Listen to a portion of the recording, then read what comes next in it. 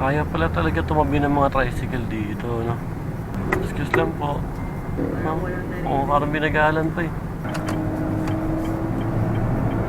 Ayaw talaga dumilid kahit konti.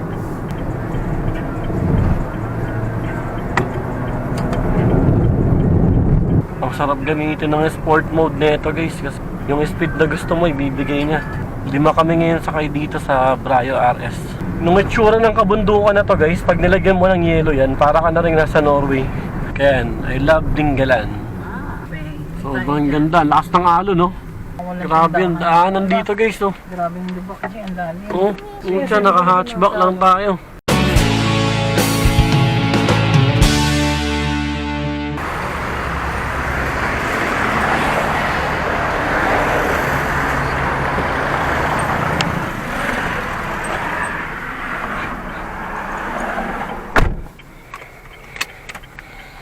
What's up guys, J Travel. Point of view, driving Honda Brio RS automatic transmission na mayroong sport mode. As of now, nandito na tayo ngayon nito sa kahabaan ng Plaridel Bypass Road. Galing tayo ng Valenzuela. Hindi na muna ako napag-video kanina mula sa Valenzuela kasi medyo nagmamadali tayo eh. Medyo tinanghali tayo ng gising. Sana bago mag-12 nandun na tayo sa sa Dingalan. Overtake tayo dito sa truck. Kuha lang tayo tempo. Lagyan natin sa sport mode. Ayan, naka-letter S na siya.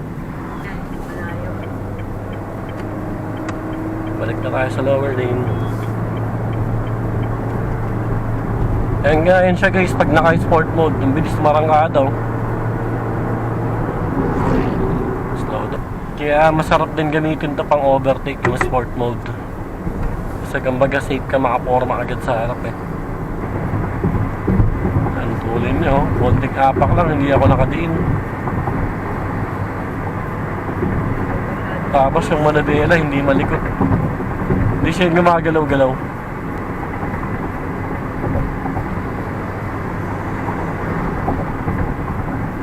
Kabanatuan, kanan tayo.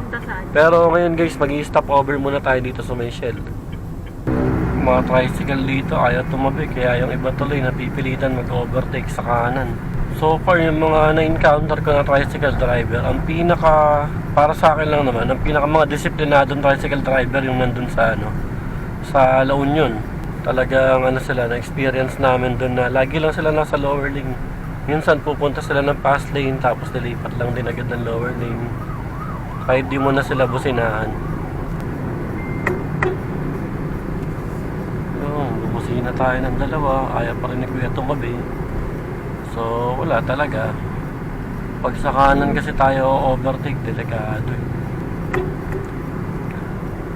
Ayaw talaga tumabi ni Kuya.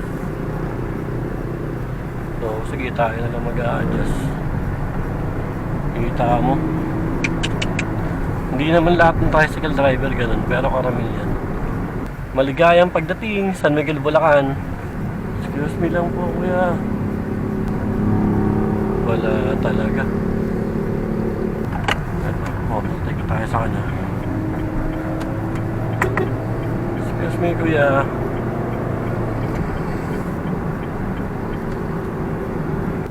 Ayaw pala talaga tumabi ng mga tricycle dito, no?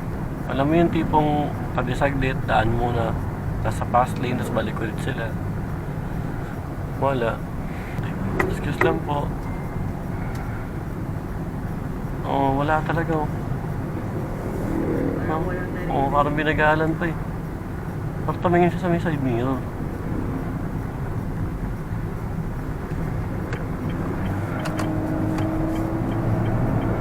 Ayaw talaga dumilid kahit konti. Bakit ganun sila? Tipong pwede naman sila gumilid konti, daan muna nasa fast lane, tapos balik ulit sila. Ayaw talaga nila. Welcome, Nueva Ecija. Yung kasunod, yung arko ng Gapan. Gapan City. Andito na tayo sa Gapan. Sa Dingalan tayo pupunta. San Leonardo, Nueva Ecija. Ano, straight to. Sabi na pag nakamotor kaya ka. pala sabi mo, parang kumukulo na yun doon. Sa init. Kaya kami pag nakamotor, more na stop over din. Kasi nga init. Grabe guys, sobrang init talaga ngayon. Ramdam na ramdam ko yan nung nagmumotor pa tayo. Ngayon kasi wala tayo motor eh. Pero next year kung papalarin, may motor na tayo ulit. Sa bagay, pag napanood nyo tong vlog na to, 2024 na to eh. Siguro mga January to, February lalabas. Baka sakaling may motor na tayo ng mga time na to. Fuel Star. Eto, kakanan na tayo dito. Santa Rosa Bypass Road. Prepare to stop pala. Rough road. Mababa pa naman tong Brayo. Daan-daan lang tayo na ito. Buti magagaan yan sakay. Grabe, rough road pala ngayon dito. Grabe yung palayan dito, no? Isipin nyo yung palayan. Tapos malaking kalsada sa gitna. Bypass road to, ibig sabihin dati wala to. Palayan lang talaga to. Okay, turn right na tayo dito. Dito rin naman kami dumadaan pag nakamotor. Pero syempre, hindi ko talaga masyadong kabisado. May...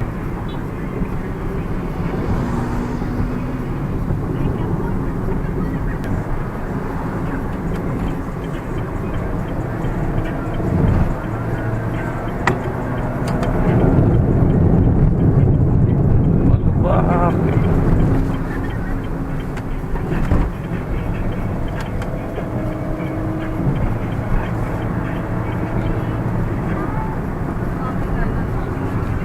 Ang sarap gamitin ng sport mode nito guys kasi ano, yun nga, yung speed na gusto mo ibibigay niya.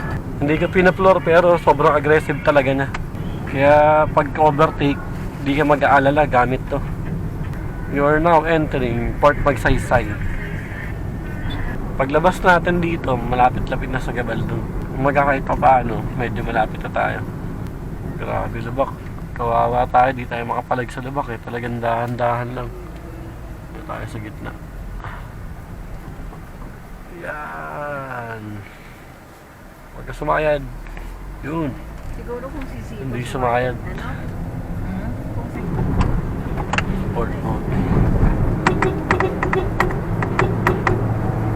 Excuse me, truck. Salamat. Yes, malalalim. Sarap ng hataw mo dito, sabay may lubak oh. Naka-sport mode tayo nito guys. Testing natin. Tuloy-tuloy. Para konting apak lang natin, mabilis tayo makasibot. Pero pag may mga curve, syempre, slow down lang tayo. Para lang mabilis yung arangkada. Sarap eh. 5 kami ngayon sakay dito sa Brayo RS. Ayun. Oh my goodness. Guys, sana nakikita sa camera. Ayan no. Lagay natin sa log yun. Grabe, ang ganda talaga. Tapos mamaya para siyang painting sa harapan natin. Kaya hinto tayo dun sa ano, sa arko ng Gabaldon. Alright. Welcome to Gabaldon. Itong Honda Brio RS kapag sa mga likuan, ano siya yung feeling na parang hindi siya nakakatakot iliko kahit medyo mabilis. Ramdam na ramdam yung parang kapit na kapit yung gulong sa kalsada. Tapos kada apak mo ng gas, yan, sasabay talaga yung buong katawan. Wala siyang delay. Lalo pag naka-sport mode ka. Ito, overtake tayo. Punta ko sa sport ulit.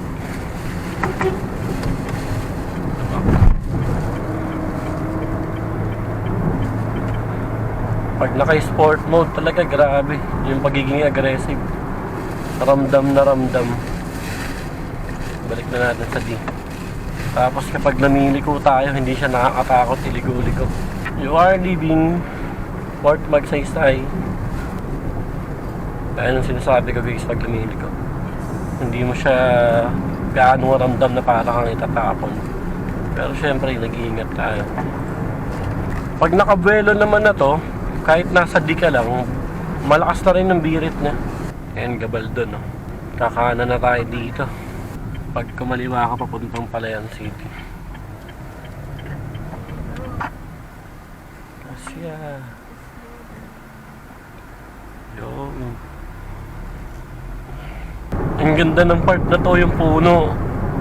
Nakatabong sa kalsada. Oo, ang ganda tignan, no? Nakakanopi yung mga puno. Nakakatuwa tignan guys, so sana nakikita ng maayos sa camera. Pero nakaganon siya. Ang sarap tignan. Para tayo nakikisilong sa mga puno. Andito na tayo sa tulay. Ito na yung kung tawagin, Bato Ferry. Grabe, napakaganda. Maligayang pagdating, bayan ng Gabaldon. Nandito na tayo ngayon nito. Ito yung arko ng Gabaldon, nandun. Tapos ito meron ditong Gabaldon na nakalagay. Dito talaga yung picture taking. Tapos ayun yung tanawin ng Gabaldon, yung kabundukan. Okay guys, tapos na tayo mag-stop over. Dire-diretso yun tayo na ito, Padinggalan. Malapit na tayo eh. Napakaganda ng kabundukan talaga dito. Ayan no, taas no. Nung itsura ng kabundukan na to guys, pag nilagyan mo ng yelo yan, para ka na rin nasa Norway. Tapos yung nasa Norway naman ako, tanggalin mo yung yelo, ganito yung itsura ng kabundukan. Grabe, ang ganda ng paligid natin guys oh. Ito yung favorite ko dito sa yung Padinggalan, yung Gabaldon eh. Yung view natin na yan sa kaliwat kanan. Grabe, ang ganda talaga. Guys, grabe, tignan nyo. Yung makikita ng mata natin ngayon sa itsura sa personal, para siyang painting na napakalaki at napakaganda. Wow! Oh yeah. Yeah! Sarap tignan. Ito yung favorite kong daanan dito eh. Buti wala namang gaano masakyan sa likod. Daan-daan lang muna tayo. Grabe. Ayan na yung mga puno, takpan na. Tapos ito, Dupinga River. Ay, ito yun. Yung Oh. nira-ride nyo? Ang layo na yun. Ayun yung Gabaldon. Ito, Dupinga pala. Sorry, Gabaldon to, Dupinga River. Ilang oras yung tinatakbo yan? Pag minumotor namin, nasa 5 oras. Konti na lang guys, nasa Dinggalan na tayo. Ay, Nasa gitna. Sarap ng kalsada dito guys. Ayan, konting liguan lang.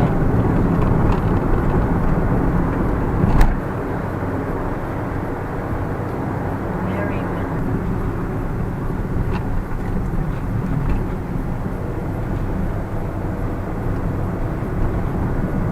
Ayan na yun.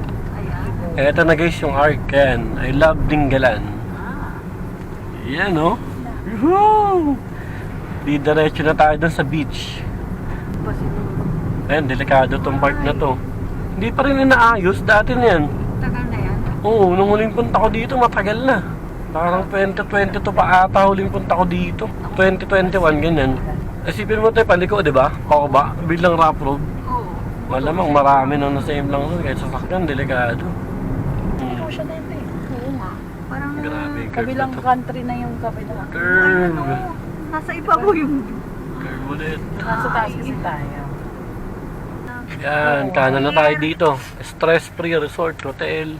Ano puro resort? Kung ano-ano na yun nandito. Gusto nyo to. Hindi magluto. Guys, nandito lang tayo ngayon nito sa tapat ng palengke. Mamimili muna sila ng dadali namin dun sa resort.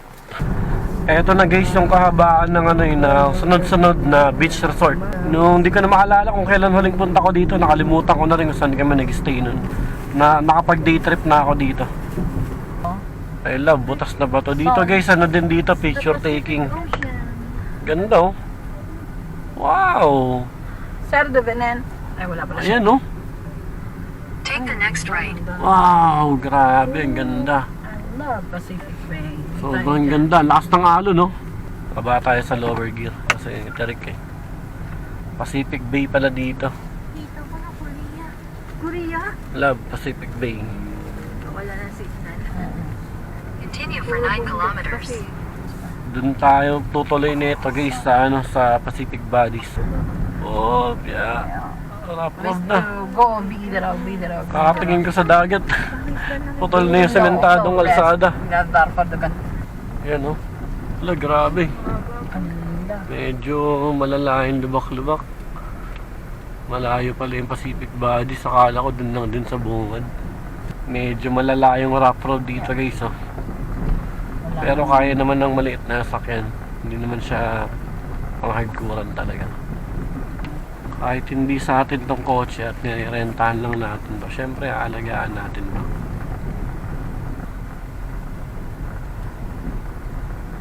Taas natin no. Grabe, mahaba-haba din pala itong rough road na to. Baka hanggang dun na to Hindi na signal. Siya na. Ito pababa. Punta natin sa low gear. Ayan, nasa L na. Ayan, pababa naman tayo ngayon ng pababa. Ganda oh. Oh, ayun, nakikita mo yung dati. Ito parang may sementado na. Tawa. Ito dito guys, sementado na. Akala ko hanggang pagdating dun sa destination natin.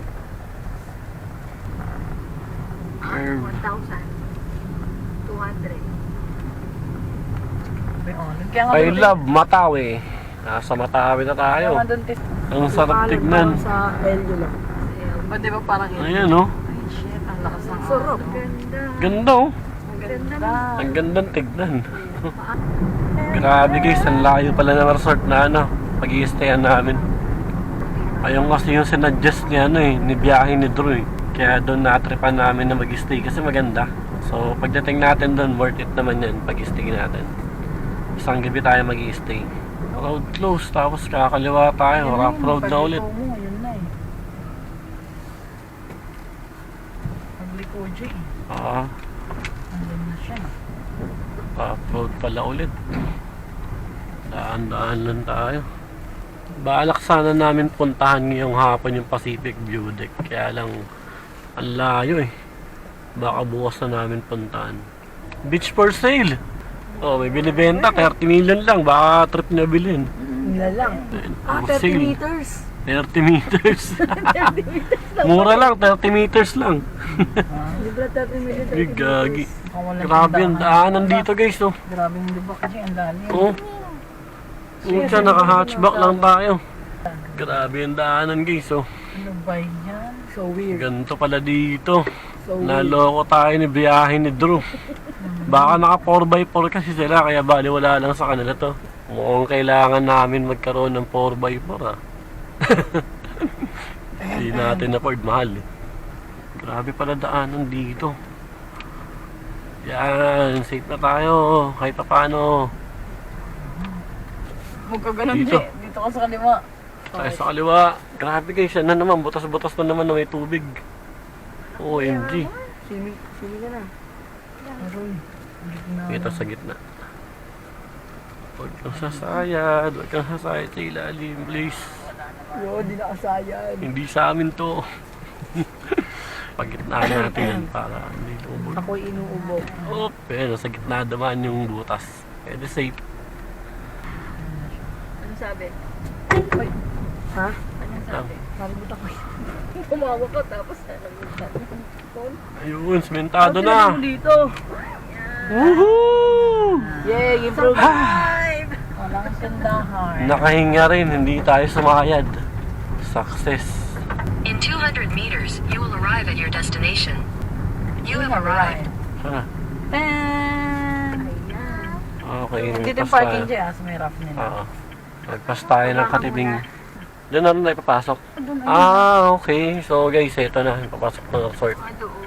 Pacific Bodies. Dito kami mag-stay. main entrance. Okay guys, safe. Nandito na tayo ngayon nito sa Pacific Bodies Beach Resort dito sa Dingalan, Aurora.